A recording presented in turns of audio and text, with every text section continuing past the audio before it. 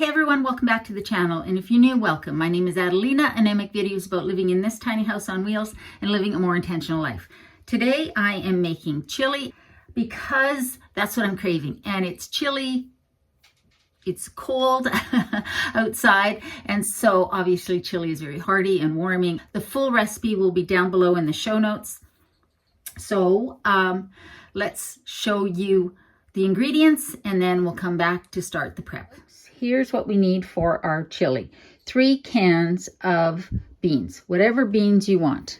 And I'm going to use some kidney beans, some black beans, and these cannellini beans. And then you need some tomato paste, a tin of diced tomatoes. I'm using these chili style diced tomatoes. Some corn, you can use frozen or tinned. A little bit of oil to saute, or if you don't use oil, just use water. Spices are onion, garlic, smoked paprika, cumin, and some chili powder, and a little bit of maple syrup to cut the acidity of the tomatoes. And anybody who's familiar with my recipes knows that I love to do that. I learned it from Bosch. And then for the other veggies, I'm going to add this small onion. And then I've got small red pepper and a small yellow pepper. If I had a big pepper, I would just use one of them, or use as many as you want. So that's what I'm going to use for my chili. You could add whatever else you normally add to your chili, but that's what I'm using. First thing we're going to do is preheat our oven to 350 to 375. I'm going to use 350, but I would have normally used 375 back in Calgary when I was still on natural gas, but this oven is now hotter because I'm on propane, so I'm using 350. Did you see Sophie make an appearance? What a cat. So first thing we're going to do is get our onions going.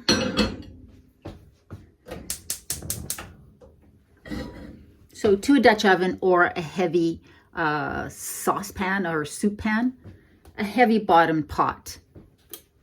Add a little oil. Again, if you're not using oil, then just saute with water.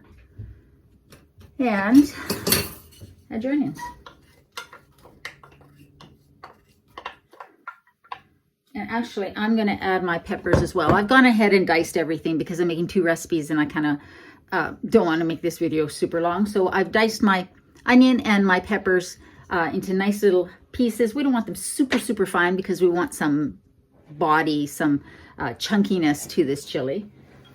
So we've got the onion and the pepper. And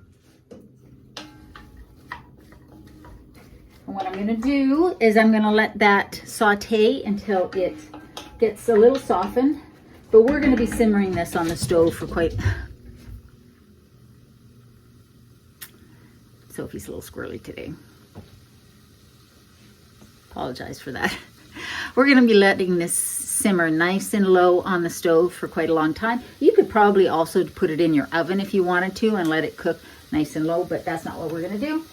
So I'm going to turn that heat down to low. I'm going to put this lid on and let it do its thing, and we'll get the rest of the ingredients ready. So what we're going to do is just open up our tin of tomatoes and our tin of tomato paste. Whoops, that's not what I wanted. And I've already gone ahead and taken a ½ cup out of the corn kernels because we're going to use that in our cornbread, and we're going to put the rest of that corn in the chili. All right, so those are open. And now I'm going to go ahead and open and rinse my cans of beans. So I have kidney beans, cannellini beans, and black beans. I didn't have chickpeas. Normally I would use chickpeas, black beans, and kidney beans, but use whatever mix of beans you like.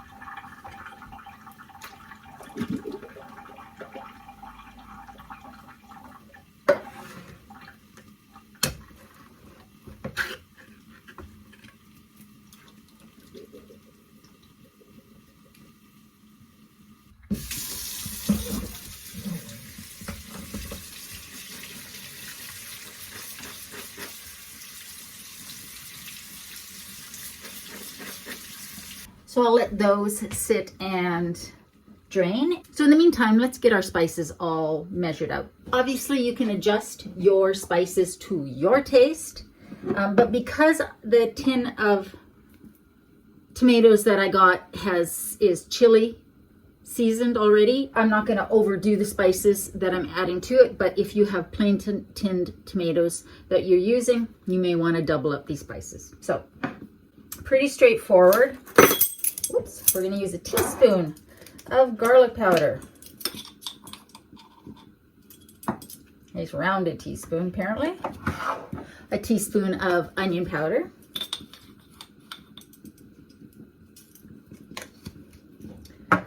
A teaspoon of cumin, more or less, if based on your taste. I'm not a huge cumin fan, to be honest with you, but when I'm making chili, it kind of needs it.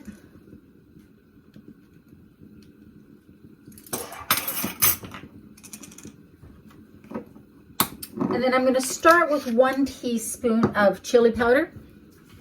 And then if I find it needs more, I'll add more once I've mixed everything together.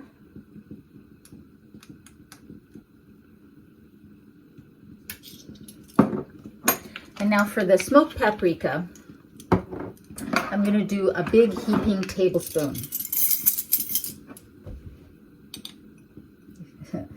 Because that's how it came out. Awesome. So those are our spices, and they're ready to go. Now we just need to wait for those onions and peppers to soften. So these have been sautéing for a little while. They don't need to be perfectly soft because we're going to let this simmer for a nice long time. But they're getting there. So I'm going to add the spices in here. Everything's going to get real dry, real fast. And now I'm going to add my can of tomato paste. And you got to move fast because you don't want this to burn, but you do want it on the heat.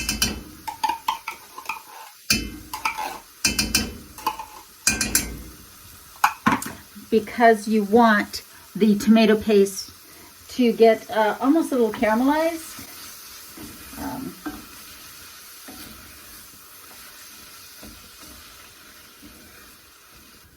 So just let that simmer for just, maybe a minute. But keep stirring it to make sure it doesn't burn. Now you'll notice I haven't added any salt and pepper yet. I'm not going to do that till the very end. All right. So now I'm going to add my tin of tomatoes.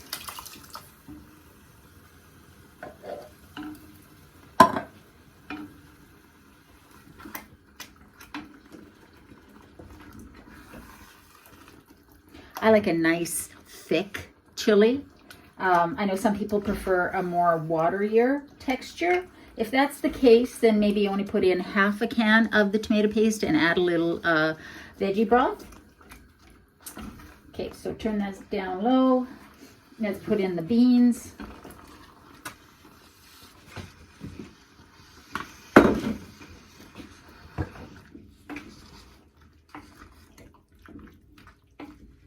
I'm going to move this to a smaller burner here in a second so that it can simmer. And then I'm going to add my tablespoon of maple syrup.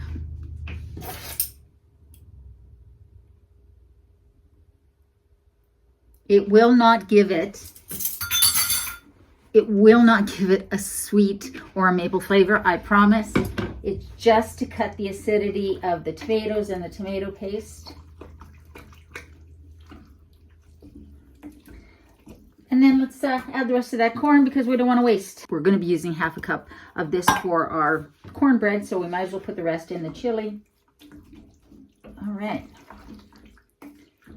So, like I said, I'm going to let this simmer on the smallest burner of the stove.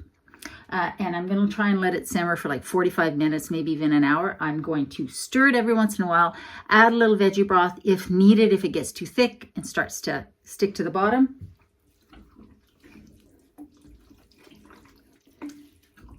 And then once it's simmered for a nice long time, we will then test for salt and pepper if it needs salt and pepper. I did add a little veggie broth because it was a bit dry. So I definitely don't want it to burn. So with chili, you want to let it simmer as low as possible. You could do it in your slow cooker. You just want to make sure you're checking it so it's not burning to the bottom, because there's nothing worse. It will ruin all of your batch if there's burnt stuff stuck to the bottom. So I'm going to let that do its thing, and then we'll come back when it's all done. Here it is. So let's give this a try. I just added some Tex-Mex cheese to the top, and I have let it cool down.